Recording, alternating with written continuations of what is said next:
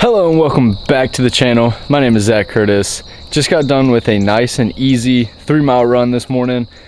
Beautiful morning for June out here in Kentucky. Took me a little less than 30 minutes. Nice easy recovery run. Taking my runs nice and slow, but ironically I was faster on this run, so it's good to know that like this taper, my legs are starting to refresh a little bit, make me feel a little bit more faster as I was feeling sluggish towards the end of that peak. So I'm really feeling good about so far in this taper, which is pretty awesome. But yeah, like I said, just got done 3-mile run. About to hop into some things during the day, but today's topic is going to be about what I am bringing to Leadville with me, and what I'm gonna buy there. So I have a list compounded of some gear, running shoes, vests, water bottles, etc., nutrition, and then some things that I'm gonna buy out there. So let us hop into what the gear is that I'm bringing to Leadville.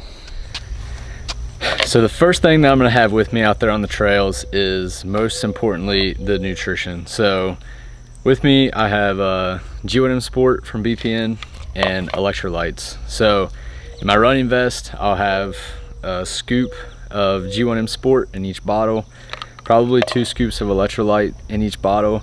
Just keep sipping on that throughout the course. One thing that I'm gonna, prioritize is obviously the meal in the morning. Probably an English muffin with peanut butter, banana, maybe some rice cakes, gummy bears, so on and so forth. Probably will keep that consistent throughout the run at not every aid station, but at a couple aid stations I'll probably refuel with the same meal.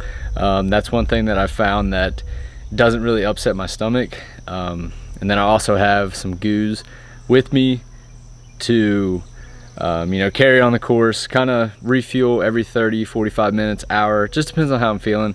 I don't anticipate it being too hot out on the course, so maybe not as many goos. Save my stomach. Sometimes the goos really wreck my stomach, sometimes they don't, but it just depends on the flavor and obviously how hot it is outside. So nutrition, definitely the most important aspect that I'm bringing out onto the race. Second, I'll have these 2 water flasks, pouches, whatever you want to call them, with me. Sip on throughout the course.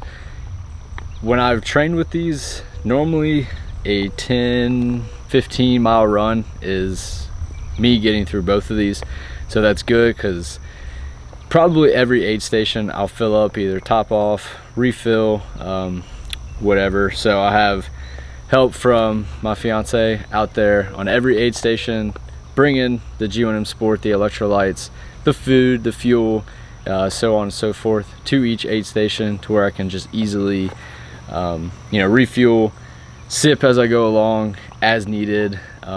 Really hope that this is going to be a long race, so going to the bathroom, just kind of have to watch the fluid intake.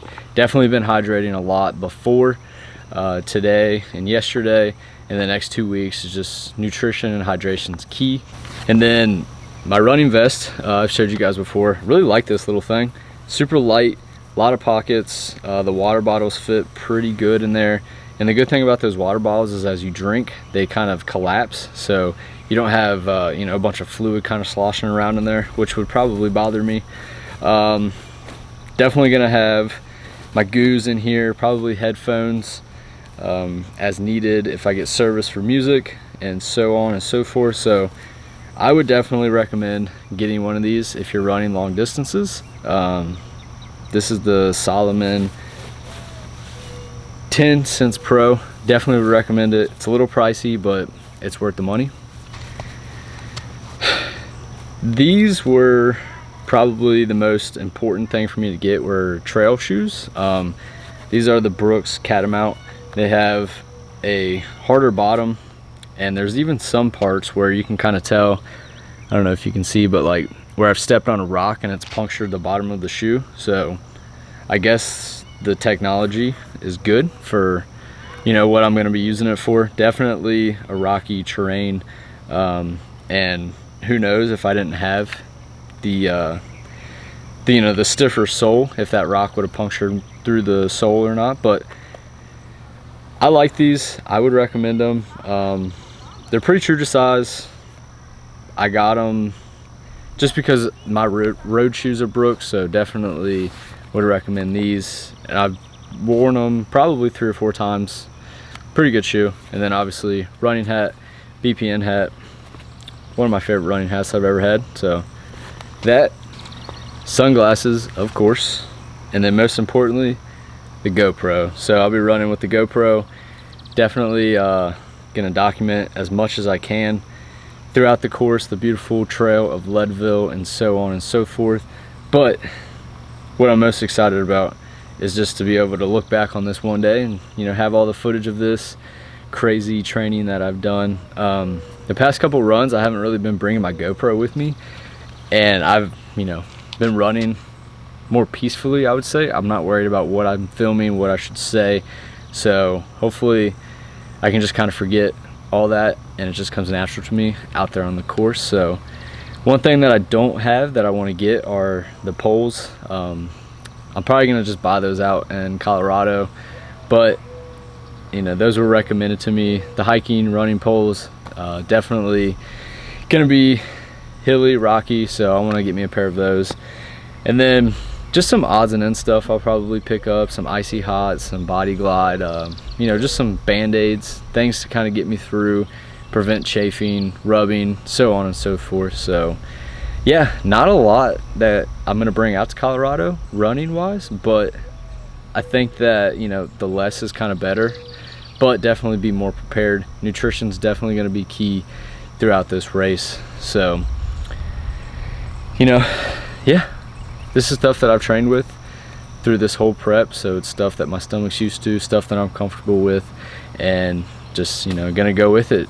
Treat this run, Leadville, just like another training session, just a lot longer. So all right, just rolled up to the gym, gonna warm up a little bit before we hit this back workout. Gonna do some bent over rows, some light deadlifts, and some dumbbell variation. So I'll take you through this workout. First, let's stretch it out, and then we'll jump right into barbell rows. You can see the riding on the pavement. Young kids, they're growing up in basements. Online, a whole new generation. I'ma make mine, so you better go take it. Always, they need a new replacement. Decentralized, can't contain it. We're changing lives, yeah, upgrading. Call it suicide of the older generation. What keeps you up at night, yeah? Make all the demons quiet, yeah. We were built to thrive, yeah. I think that we've all had enough. What keeps you up at night, yeah? Make all the demons quiet, yeah. We were built to thrive, yeah. I think that we've all had enough. Oh, yeah, I think that we've all had enough. Sick of dealing with the old plan. They know that we're calling it wrong. You got me like, oh yeah, I think that we've all had enough. Sick of dealing with the old plan. They know that we're calling it wrong. Hey, it's too late to try to go contain it. A generation fueled by creation. All right, wrapping today's video up right here. Just hit a solid gym session. Pretty pumped on how that back workout went. Hit a little bit of buys as well. Feeling super strong going into Leadville. Super strong. These workouts really fuel me, give me the motivation to go into this race with a clear mindset. Legs are feeling fresh. A couple more runs for the week, and then next week we're gonna chill out, get ready for race day. Appreciate you guys watching. Finishing up here in the gym. Catch you in the next video.